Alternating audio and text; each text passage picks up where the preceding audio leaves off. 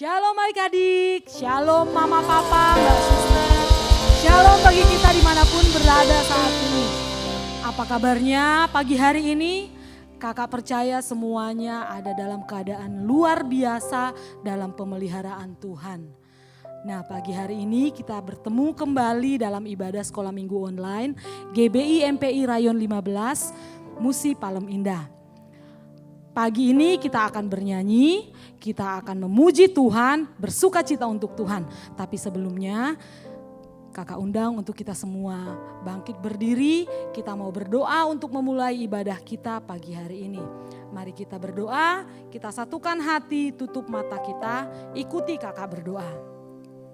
Tuhan Yesus, terima kasih atas perlindungan-Mu dalam istirahat kami sepanjang malam ini. Tuhan, sebentar lagi kami akan memulai ibadah kami. Siapkan hati kami Tuhan, berkati setiap kami agar kami dapat memuji, menyembah, dan menyukakan Tuhan. Terima kasih Tuhan. Di dalam nama Tuhan Yesus, kami siap beribadah. Mari kita yang siap beribadah sama-sama katakan amin. Adik-adik, kita punya Tuhan yang luar biasa, yang senantiasa memelihara kita, melindungi kita, dan Dia selalu ada setiap kita butuh Dia. Ya. Pagi hari ini kita mau ikrarkan, kita tidak pernah ragu, kita tidak pernah takut, karena kita punya Tuhan yang senantiasa membela kita. Mari sama-sama katakan pujian ini dari awal, katakan tak pernah ku ragu.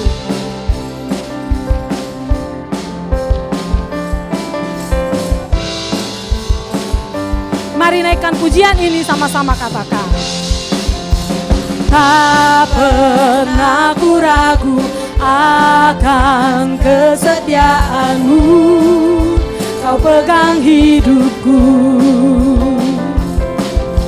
Sepenuh jiwaku ku yakin dan percaya, Kau tuntun langkahku. Yesus Kaulah Raja, Yesus Kaulah Raja dalam hidupku, berkuasa berjaya untuk selamanya.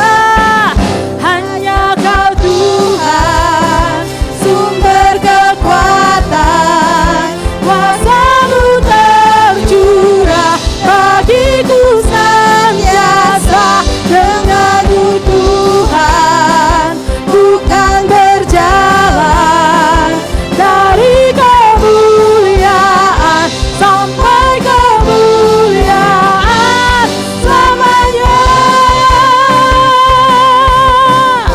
Kembali dari awal kita naikkan pujian ini, sama-sama katakan tak pernah ku ragu.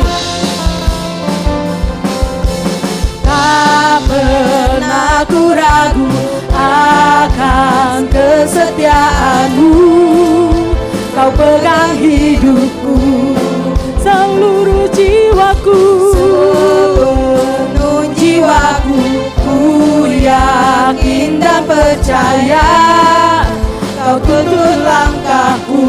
Yesus Kau Raja, Yesus Kaulah Raja dalam hidupku, berkuasa berjaya untuk selamanya. Hanya Kau Tuhan, sumber kekuatan, kuasa-Mu tercurah bagiku senantiasa. Dengan-Mu Tuhan, bukan berjalan dari kemuliaan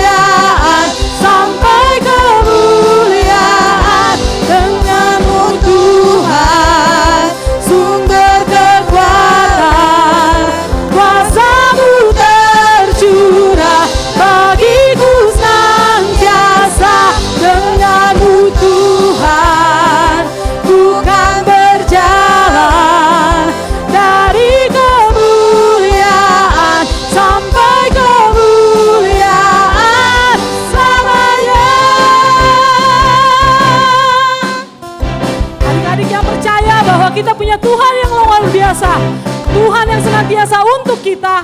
Kita mau ikrarkan sama-sama, katakan bahwa Yesus adalah Raja atas hidup kita. Kita mau katakan, Yesus kaulah Raja.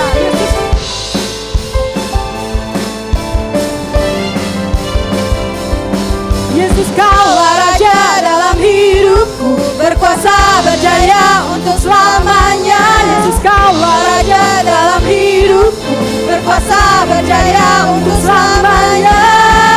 Hanya Kau Tuhan, sumber kekuatan, kuasa-Mu tercurah bagiku senantiasa. Denganmu Tuhan, ku kan berjalan dari kemuliaan sampai kemuliaan. Hanya Kau Tuhan, sumber kekuatan, kuasa-Mu tercurah bagiku senantiasa. Denganmu Tuhan, ku kan berjalan dari kemuliaan sampai kemuliaan selamanya.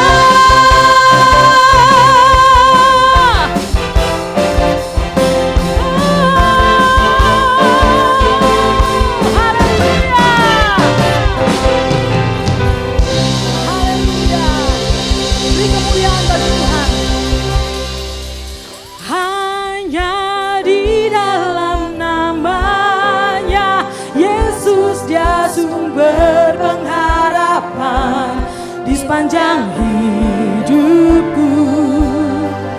Hanya di dalam kuasa-Nya pasti tersedia kemenangan bagiku selama-lamanya.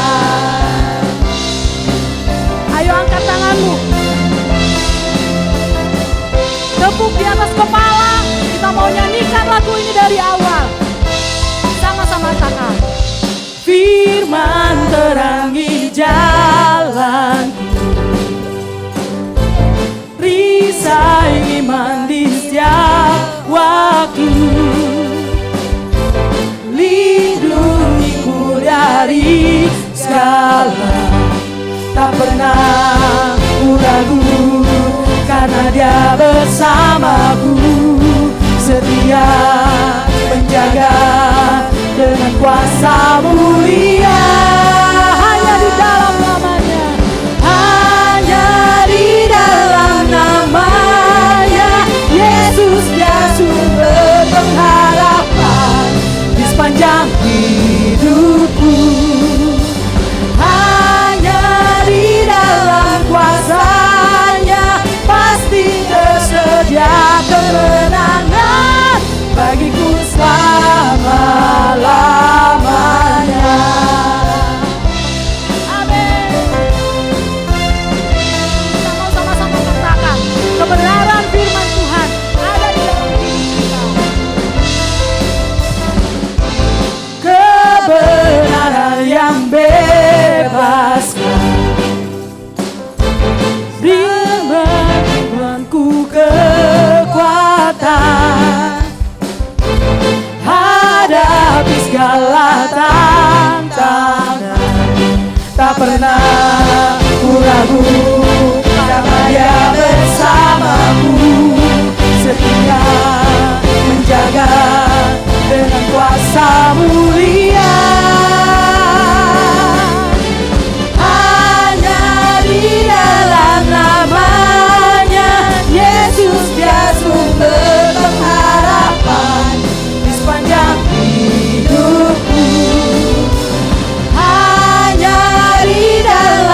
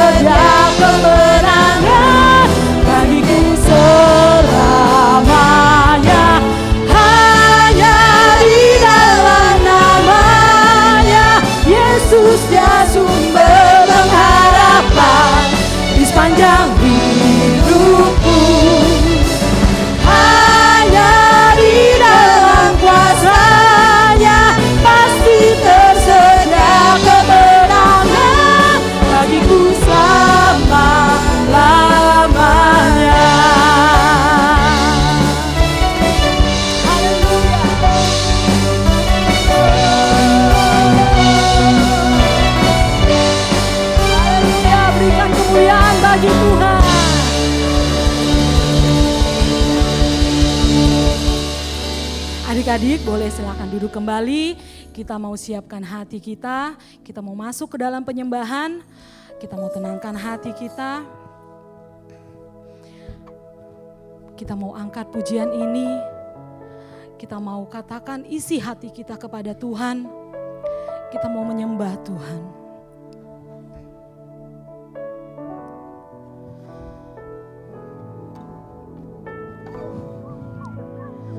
Waktu ku takut,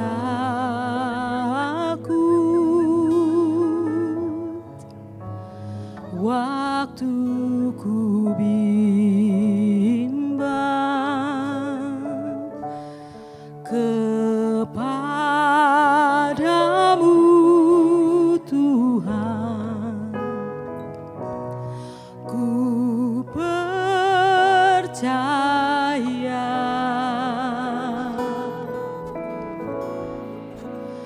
Segala susahku,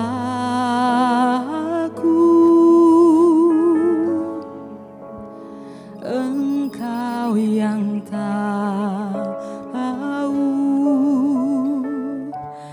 dan air mataku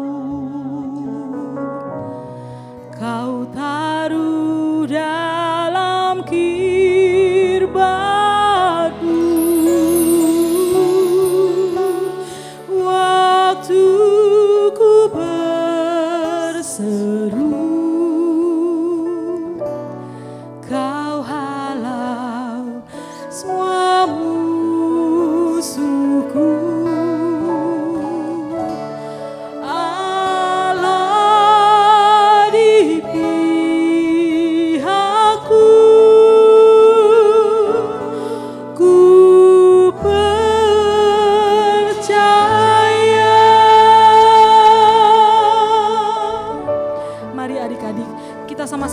Pujian ini sebagai doa.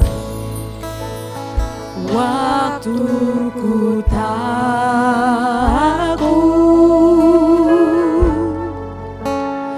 waktu ku bimbang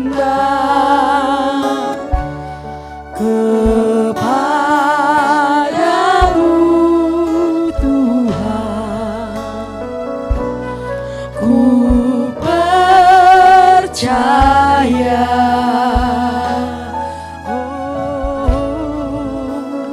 Segala susahku,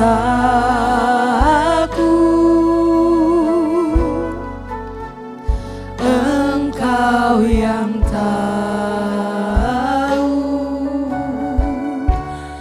dan air mataku Kau taruh dalam kirba-Mu.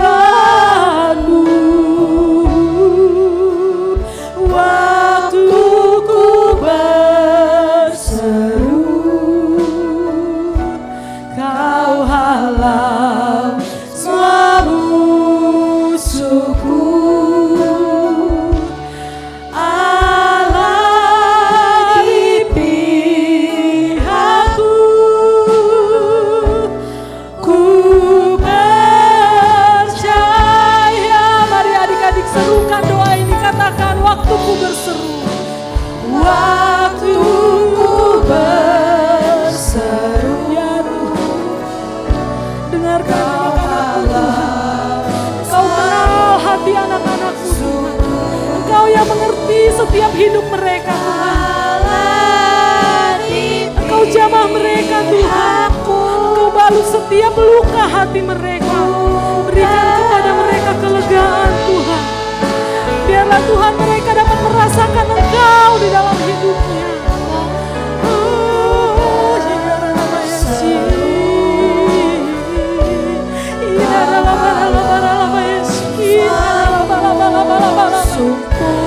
Ayo adik-adik, engkau angkat penyembahanmu kepada Tuhan.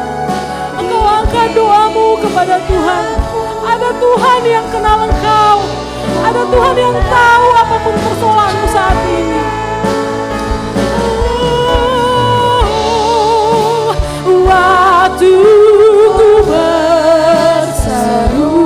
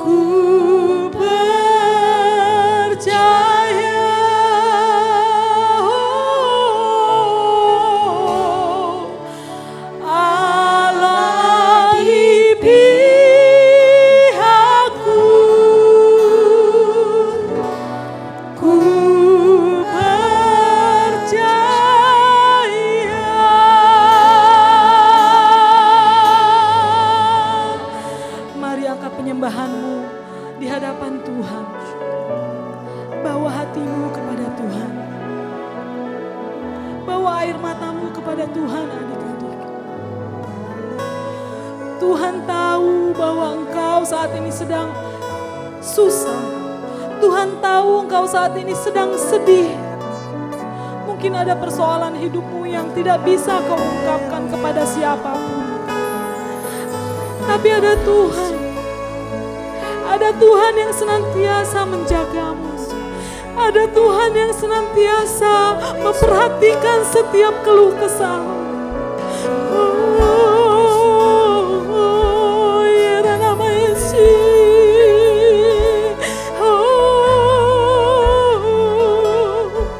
Menangislah di depan Tuhan. Tumpahkan semua kesedihanmu di hadapan Tuhan. Dia akan menghapus setiap air matamu. Dia akan ganti dengan sukacita. Bawa semua di dalam doa. Oh, ya nama Yesus. Ya nama Yesus. Adalah bala-bala Yesus.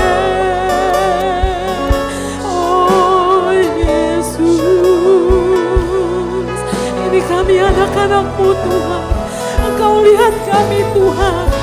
Dengar setiap doa kami. Jangan Kau lewati kami Tuhan. Biarlah Tuhan Kau yang berikan kelegaan bagi setiap kami. Terima kasih Tuhan. Waktu ku berseru, Kau halau semua musuhku. Allah di pihakku, ku percaya. Katakan Allah di pihakku. Allah di pihakku,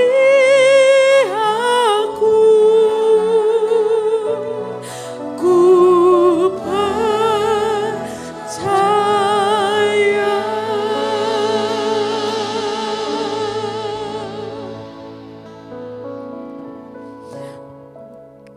Bapa, ini kami anak-anak-Mu Tuhan. Engkau tahu setiap persoalan kami. Engkau tahu setiap apapun yang ada di dalam hati dan hidup kami Tuhan. Kami berserah hanya kepadamu. Kami pasrah hanya kepadamu Tuhan. Biarlah Engkau yang campur tangan atas hidup kami Tuhan. Bapa, sebentar lagi kami akan duduk diam mendengarkan firman-Mu. Engkau lembutkan hati kami Tuhan. Biarlah hati kami boleh dibentuk melalui firman pada pagi hari ini. Bekerjalah bagi setiap kami Tuhan, agar setiap benih firman yang ditaburkan pagi hari ini boleh bertumbuh, berakar kuat, dan bahkan berbuah-buah lebat di dalam hidup kami. Terima kasih Tuhan, terima kasih Yesus. Kami siap mendengarkan firman-Mu. Di dalam nama Tuhan Yesus Kristus, kami berdoa dan kami bersyukur. Amin.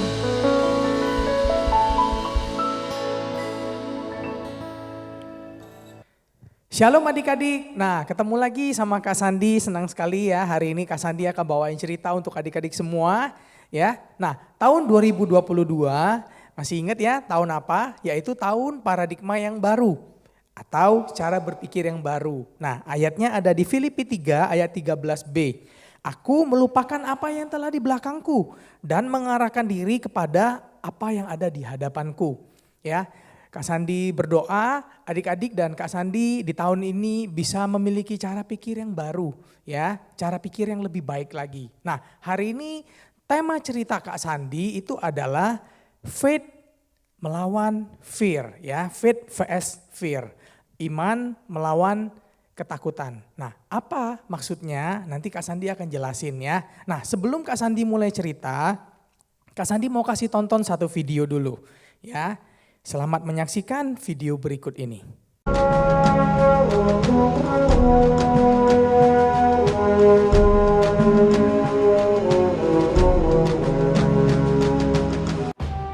Tuhan berfirman kepada Musa, Suruhlah beberapa orang mengintai tanah Kanaan yang akan kuberikan kepada orang Israel. Dari setiap suku nenek moyang mereka, haruslah kau suruh seorang, semuanya pemimpin-pemimpin di antara mereka. sesuai dengan titah Tuhan. Semua orang itu adalah kepala-kepala di antara orang Israel. Maka Musa menyuruh mereka untuk mengintai tanah Kanaan. Katanya kepada mereka, Pergilah dari sini ke tanah Negeb dan naiklah ke pegunungan. Dan amatilah bagaimana keadaan negeri itu. mulai dari padang gurun Zin sampai ke Rehob, ke jalan yang menuju ke Hamat.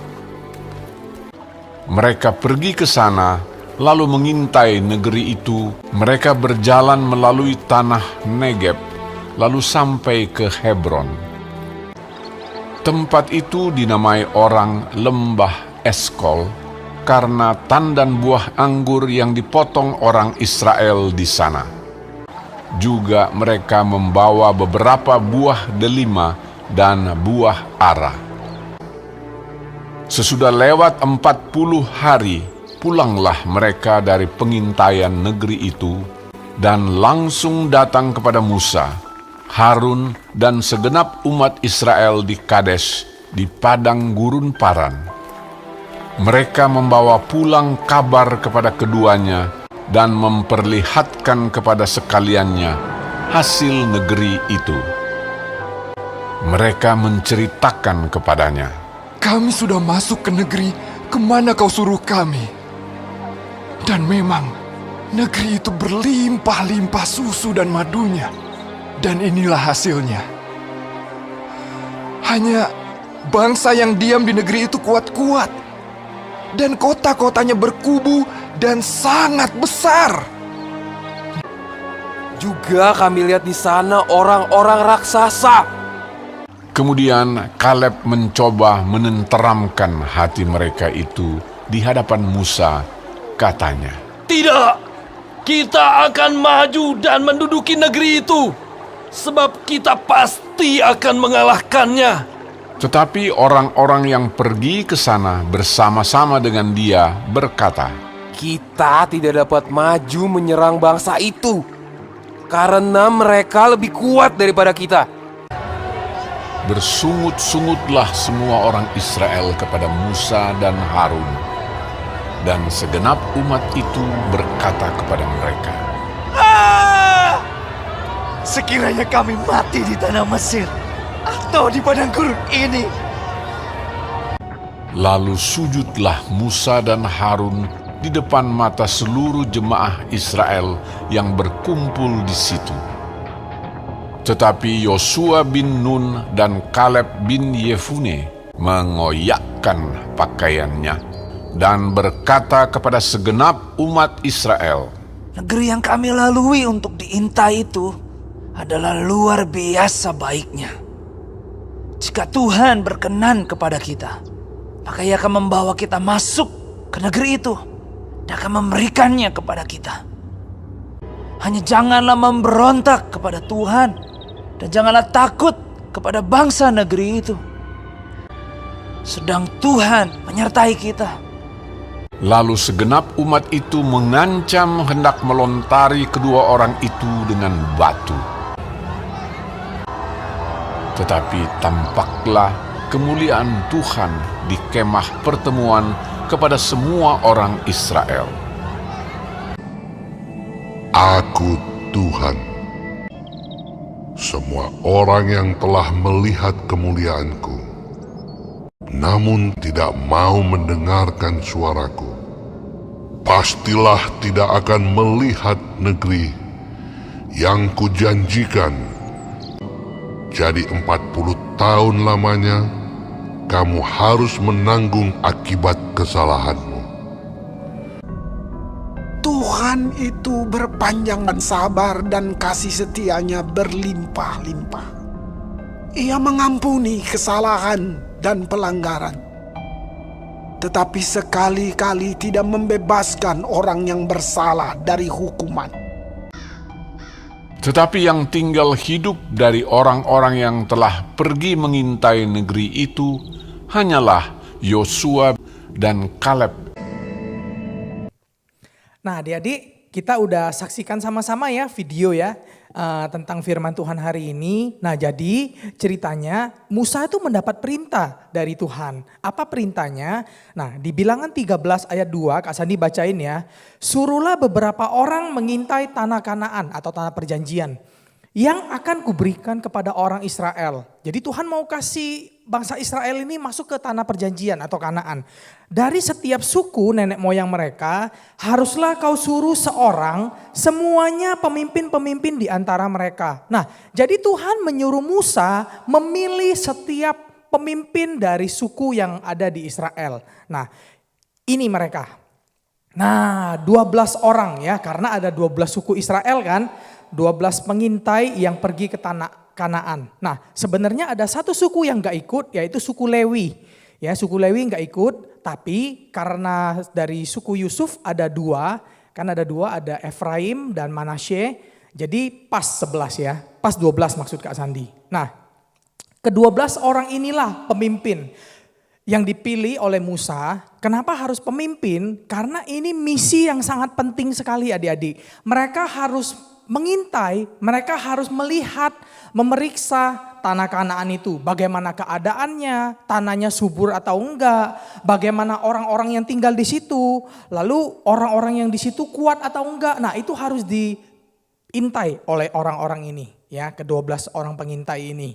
Nah tapi adik-adik kalau ada dibaca nanti ya di Bilangan 13 dan 14, dari ke-12 orang ini terpecah menjadi 2 regu atau 2 tim. Yang satu isinya 2 orang, yaitu Yosua bin Nun dan Kaleb bin Yefun. Ya. Yang satu regu satunya lagi itu berisi 10 orang adik-adik, 10 pengintai ini. Nah mereka yang 10 ini berjalan dalam rasa takut. Kenapa dalam rasa takut? Tadi kita udah lihat ya videonya, nanti Kak Sandi jelasin di belakang. Sedangkan kedua pemimpin ini yang Yosua dan Kaleb itu berjalan di dalam iman adik-adik. Nah pertanyaan Kak Sandi, kalau 2 lawan 10 biasanya siapa yang menang? Pasti yang banyak yang menang ya biasanya ya, yang 10 ya. Tapi ini beda adik-adik, yang 2 ini menang. Yang artinya 2 orang ini, hanya 2 orang ini, Yosua dan Kaleb, yang pada akhir ceritanya masuk ke dalam tanah perjanjian. Karena Tuhan menyertai mereka. Nah oke, selanjutnya nih. Apa yang dilihat oleh ke-12 orang ini? Ya, ke-12 pengintai ini. Pengintai itu kayak mata-mata adik-adik ya. Kalau adik-adik pernah nonton film James Bond 007, nah kayak gitulah ya. Zaman sekarangnya kayak gitu ya. Zaman dulu tuh pengintai atau mata-mata, spy. Ya, apa yang mereka lihat? Ternyata mereka melihat ya, tanah di dalam tanah Kanaan itu, tanahnya itu luar biasa subur, melimpah airnya, buah-buahannya semuanya segar-segar, besar-besar. Bahkan adik-adik dicatat di Alkitab ya, anggurnya itu, tandan anggurnya itu harus diangkat oleh 2 orang. Saking gedenya buah itu ya, artinya tanahnya subur adik-adik. Tapi mereka juga melihat ya, mereka juga melihat nih, orang-orang yang tinggal di sana adalah orang-orang raksasa. Orang-orang yang besar adik-adik, tinggi besar. Mungkin 3 meter ya atau 4 meter, nggak tahu ya, nggak dicatat, cuman orang-orang raksasa tertulisnya. Nah adik-adik, lalu apa kata kedua tim ini? Nah yang pertama, tim yang dari 10 pengintai dulu nih, yang dari 10 orang ya. Apa laporan mereka kepada Musa setelah pulang? 40 hari mereka mengintai ya. Setelah itu mereka pulang, mereka ngomong kayak gini. Di Bilangan 13 ayat 33. Juga kami lihat di sana orang-orang raksasa, orang enak. Enak ini bukan berarti lezat ya. Adik-adik makan pempek, enak. Bukan itu. Orang enak yang berasal dari orang-orang raksasa. Dan kami lihat diri kami seperti belalang, dan demikian juga mereka terhadap kami. Nah jadi 10 orang pengintai ini menyampaikan kabar berita busuk adik-adik. Kabar yang negatif. Nah, akibatnya apa adik-adik? Akibatnya nih. Ini membuat seluruh bangsa Israel ketakutan. Dengan cepat virus itu menyebar kayak virus ya, berita itu. Jadi semua bangsa Israel ketakutan, mereka bersungut-sungut, mereka mengeluh kepada Tuhan ya. Nah, sehingga kata-kata mereka ini, ketakutan ini membuat ke-10 pengintai ini tidak masuk dalam tanah perjanjian ya. Nih, adapun 10 pengintai yang sudah pulang menyampaikan kabar busuk dan menyebabkan orang Israel bersungut-sungut kepada Musa. Orang-orang itu mati kena tulah di hadapan Tuhan. Nah, adik-adik, lalu kita lihat di sisi yang lain. Tadi kan terdiri dari 2 tim. Tim yang pertama 10 orang, 10 pengintai. Tim yang kedua berisi 2 orang yaitu Kaleb dan Yosua. Apa kata Kaleb dan Yosua? Di Bilangan 14 ayat 9, janganlah memberontak kepada Tuhan. Janganlah takut kepada bangsa negeri itu. Sebab mereka akan kita telan habis. Kok mereka bisa yakin? Mereka bisa, bangsa Israel bisa menang. Karena ini yang melindungi mereka sudah meninggalkan mereka. Sedangkan Tuhan menyertai kita, janganlah takut kepada mereka. Nah, jadi Yosua dan Kaleb ini yakin dan percaya Tuhan Allahnya Israel itu menyertai mereka. Sehingga Tuhan akan memberikan kemenangan kepada bangsa Israel. Nah, kata-kata mereka itu adalah kata-kata iman. Mereka penuh iman sehingga membuat mereka hidup adik-adik. Di Bilangan 14 ayat 38, tetapi yang tinggal hidup dari orang-orang yang telah pergi mengintai negeri itu hanyalah Yosua bin Nun dan Kaleb bin Yefun. Nah, pertanyaannya adik-adik, mengapa Yosua dan Kaleb itu bisa berbeda adik-adik ya daripada 10 pengintai yang lain? Di Bilangan 14 ayat 24 dikatakan, tetapi hambaku Kaleb karena lain jiwa yang ada padanya dan ia mengikut aku dengan sepenuhnya, akan kubawa masuk ke negeri yang telah dimasukinya itu. Dan keturunannya akan memilikinya. Nah, artinya apa adik-adik? Yosua dan Kaleb itu mempunyai spirit yang berbeda. Different spirit. Atau roh yang berbeda daripada lainnya. Maksudnya apa? Mereka melihat, mereka punya sudut pandang, mereka punya fokus yang berbeda dengan 10 pengintai yang lainnya. Kalau 10 orang tadi melihat raksasa, ya mereka katakan kalau orang-orang di sana orang-orang raksasa yang memakan orang, kanibal adik-adik, manusia makan manusia. Kita seperti belalang, itu kata 10 pengintai. Mereka takut mati, ya. Tapi Yosua dan Kaleb itu melihat yang berbeda, hal yang berbeda. Padahal mereka sama-sama lihat raksasa adik-adik. Tapi mereka melihat ada Tuhan yang lebih besar yang menyertai mereka. Nanti Kak Sandi jelasin di belakang ya. Oke, nah sikap yang kedua, Yosua dan Kaleb itu setia adik-adik. Mereka enggak berontak sama Tuhan. Mereka tahu Tuhan itu Tuhan yang setia, yang melindungi mereka, yang sudah melepaskan mereka dari tanah Mesir. Oke, nah lalu apa yang menentukan seseorang bisa menang? Ada 3 poin, Kak Sandi akan jelasin secara singkat adik-adik ketiga poin ini. Ini yang paling penting, poin terakhir ya. Yang pertama, untuk kita bisa menang, yang menentukan itu apa fokus kita? Masalah yang besar atau Tuhan kita yang besar? Nah, adik-adik ingat, sebelum mereka masuk ke tanah Kanaan, mereka bangsa Israel ini baru saja dibebaskan dari perbudakan Mesir. Di Mesir mereka melihat mukjizat loh. Tuhan menurunkan 10 tulah. Tapi bangsa Israel nggak ada yang kena tulah. Hanya bangsa Mesir. Itu artinya mereka mengalami mukjizat. Nah, setelah mereka keluar dari Mesir, dikejar tuh oleh tentara Firaun, benar ya? Waktu dikejar oleh tentara Firaun, mereka lagi-lagi mengalami mukjizat adik-adik. Apa mukjizatnya? Yaitu Musa membelah lautan. Mereka berjalan di dasar laut. Ya, waktu mereka jalan di dasar laut, mereka lolos dari tentara Mesir, mereka keluar, lalu tentara Mesir yang ikuti mereka semuanya tenggelam di kubur, ya di dalam air. Tapi bangsa Israel selamat. Mereka sudah alami mukjizat itu. Mereka sudah lihat Tuhan tolong mereka dari Mesir.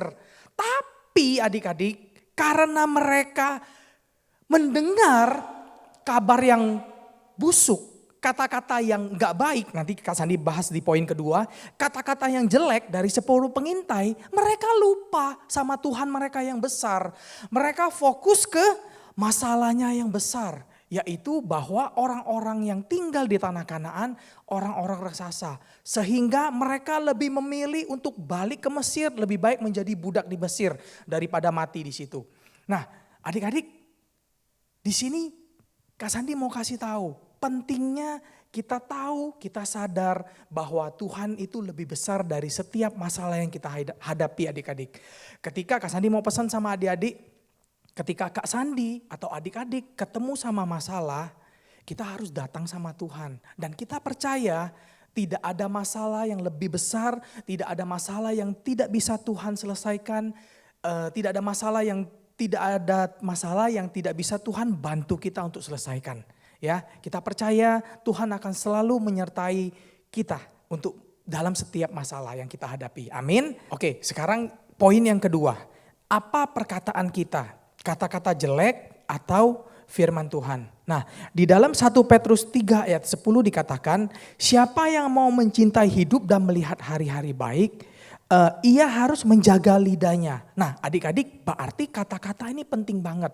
Kita harus menjaga kata-kata kita, adik-adik. Kata-kata kita ini bisa menghancurkan orang lain, bisa membuat orang lain susah, tapi juga bisa untuk menguatkan orang lain dan menghibur orang lain. Nah, kalau dalam contoh kejadian cerita tadi, kata-kata dari 10 pengintai itu membuat bangsa Israel dalam kesulitan, dalam kesusahan. Mereka binasa karena mendengar kata-kata yang busuk. Benar ya adik-adik ya? Nah, adik-adik pernah, Kak Sandi kasih contoh ya. Adik-adik pernah gak dengar cerita misalnya kalau ada orang yang kena bully ya. Pernah kena bully, dia diejek terus menerus. Nah, lalu lama kelamaan orang ini karena mendengar kata-kata yang jelek, kata-kata yang gak baik, orang ini akhirnya depresi, stres, atau bahkan bunuh diri. Pernah gak baca di koran atau berita? Pernah ya adik-adik ya. Jadi kata-kata kita itu sangat bahaya sekali adik-adik. Nah, selanjutnya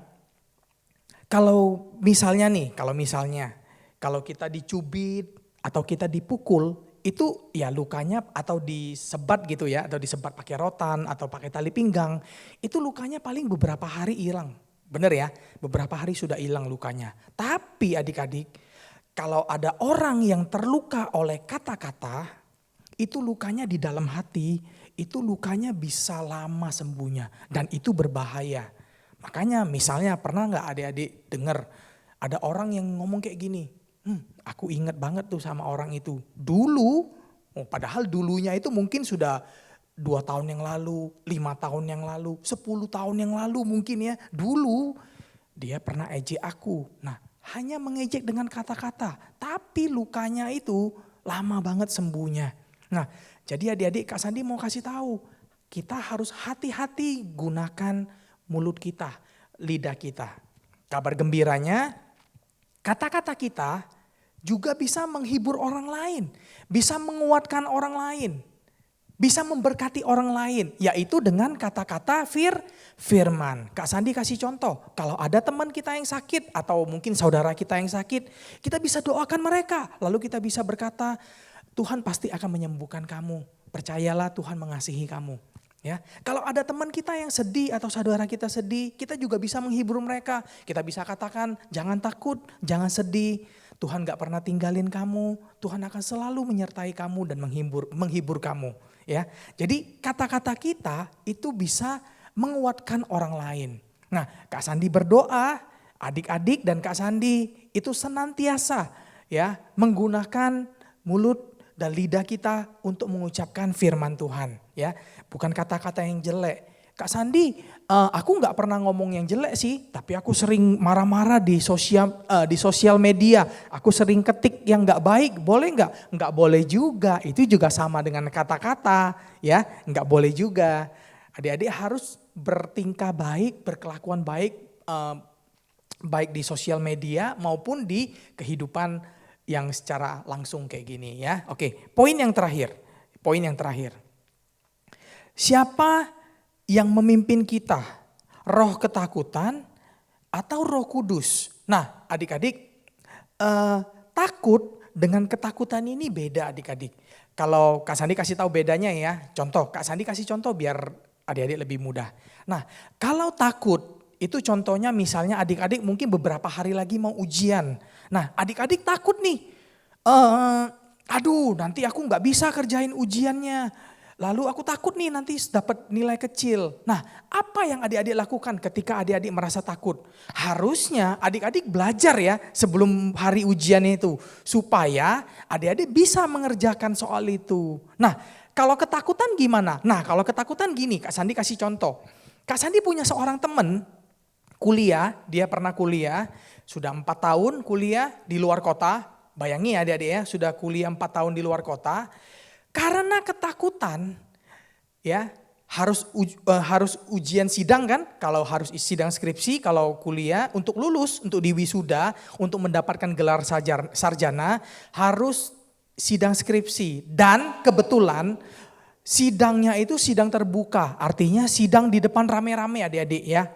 Nah, karena ketakutan, teman Kak Sandi ini memutuskan untuk berhenti dari kuliahnya. 1 langkah lagi udah mau dapat gelar, 1 langkah lagi udah mau tamat, tapi dia memutuskan untuk mundur karena ketakutan. Jadi perjuangan selama 4 tahun itu adik-adik menjadi sia-sia.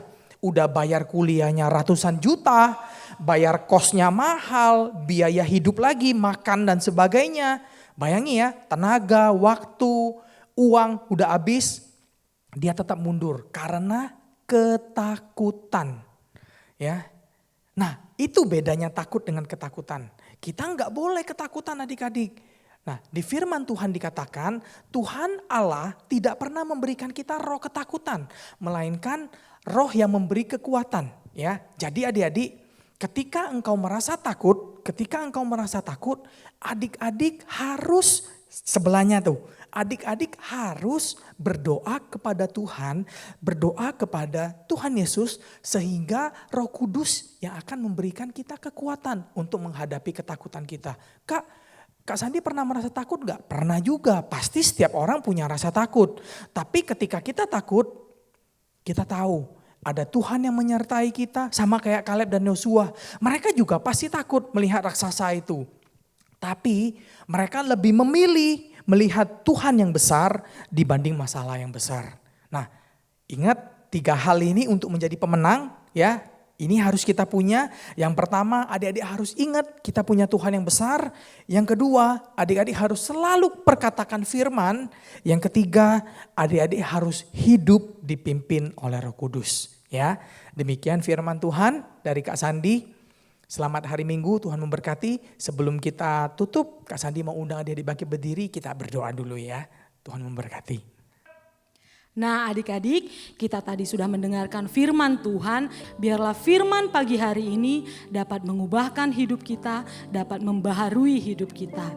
Adik-adik, sebelum kita mengakhiri ibadah pagi hari ini, kita mau kembali memuji Tuhan. Kakak undang kita semua untuk bangkit berdiri. Kita mau menyembah Tuhan sekali lagi. Kita mau katakan bahwa Tuhan adalah pengharapan kita. Kita mau bawa semua masalah hidup kita kepada Tuhan. Ketika kita sedih, kita senang, kita takut, atau apapun itu, bawa kepada Tuhan. Mari adik-adik siapkan hatimu. Kita mau katakan lagu ini dari awal, kita mau katakan sebagai doa kita kepada Tuhan.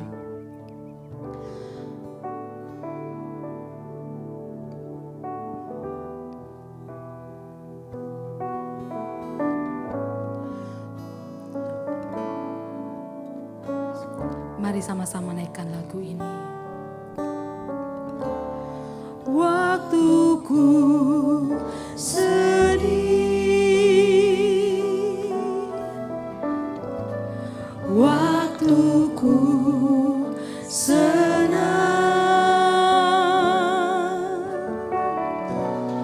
waktuku takut,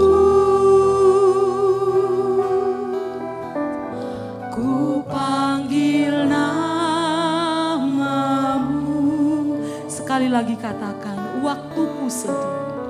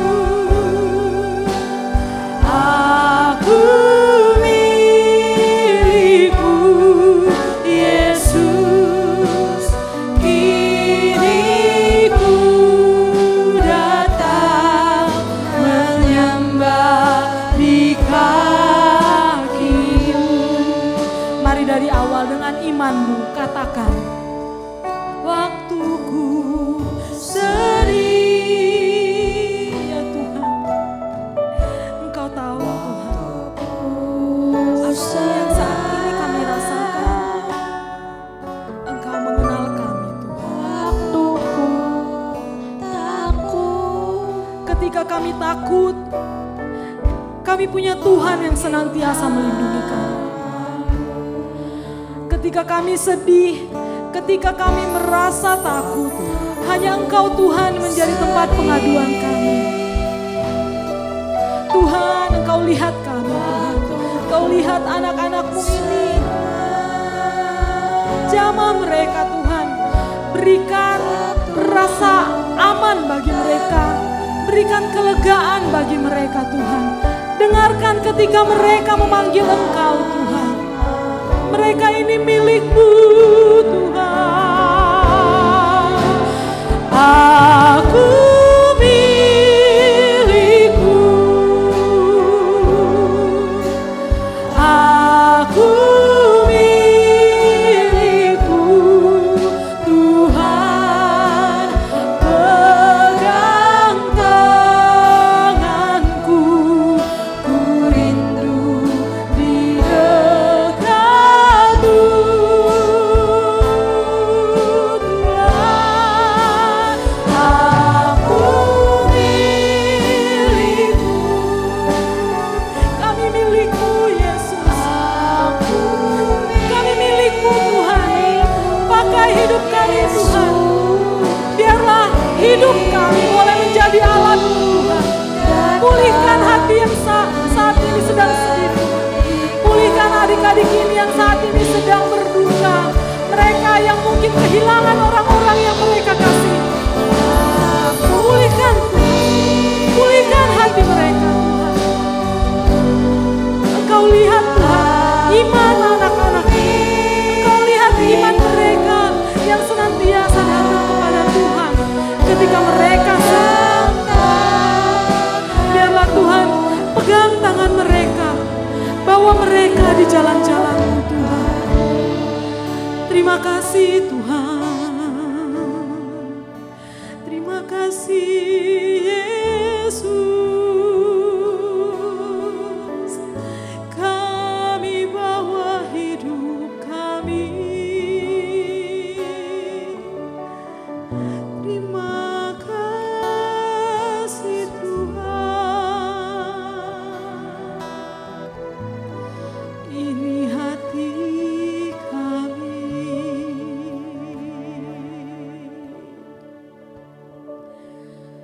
Bapa, kami telah mendengarkan firman-Mu Tuhan pagi hari ini. Biarlah Tuhan Engkau berkati anak-anak-Mu. Engkau lembutkan hati mereka Tuhan.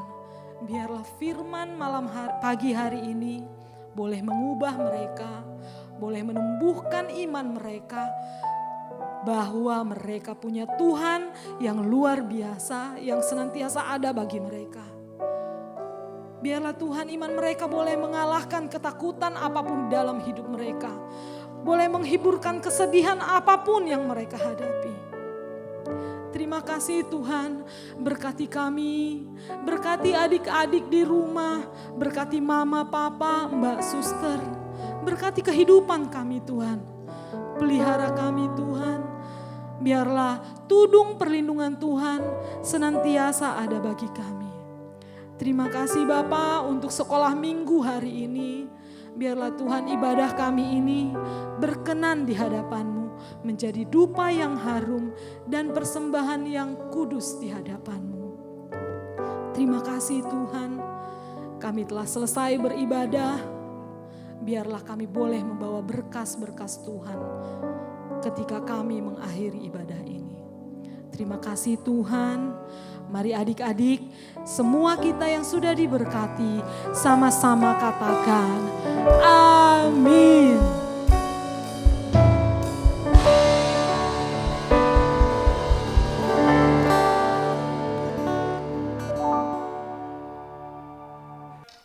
Nah adik-adik, sebelum kita tutup ibadah kita, yuk Kak Sandi undang kita semua bangkit berdiri, kita akan tutup dengan doa berkat. Mari buka kedua tangannya, untuk setiap adik-adik, papa mama, kakak-kakak yang mengikuti ibadah ini.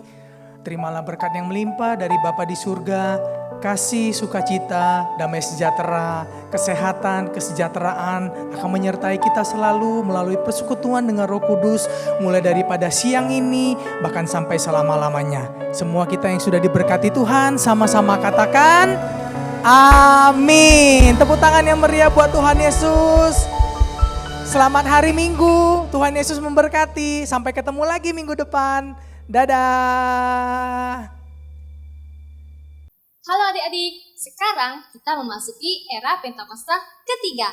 Pentakosta ketiga artinya pencurahan Roh Kudus yang terdahsyat di zaman now. Pentakosta ketiga artinya penuaian yang terbesar dan terakhir. Pentakosta ketiga artinya bangkitnya generasi Yeremia, penuh dengan Roh Kudus, cinta Tuhan, tidak kompromi dengan dosa, dan siap memenangkan banyak jiwa. Pentakosta ketiga artinya dari Indonesia ke bangsa-bangsa, dari timur ke barat sampai kembali lagi ke Yerusalem. Pentakosta ketiga artinya kuasa untuk menyelesaikan amanat agung Tuhan Yesus. Nah adik-adik, jangan lupa ya, sekarang kita berada di era Pentakosta ketiga. Sampai jumpa.